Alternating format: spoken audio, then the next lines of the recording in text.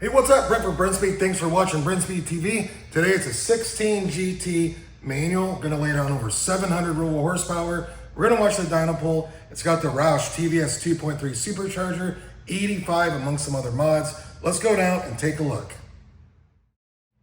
All right, this car's been here a couple times. So I already had the Roush TVS 2.3 on it.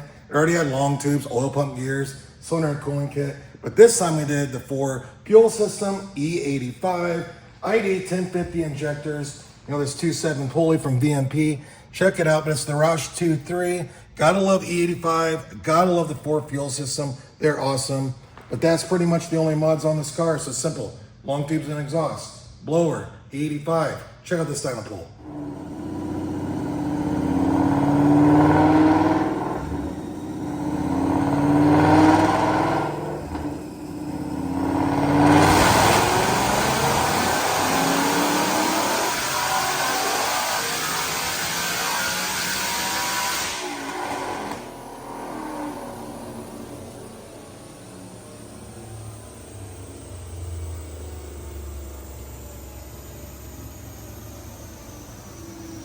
Hey, something else I noticed is this car, it still had the stock throttle body in it. So, you know, when you have a car like this, I think that'd be a good mod. Next mod, upgraded throttle body.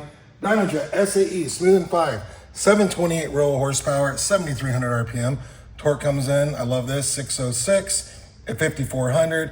Now boost is peaking at 13 at 7,800, but really this is about 11 and a half to 12 pounds of boost, pretty much, you know, I really about 11 and a half throughout most of the RPM range. Then you get a boost spike at the end right there. But that's pretty much it. 16 GT manual. Have any questions about this? Leave a comment. Happy to answer. We're in Indiana. You can email quote@brentspeed.com. Thanks for watching.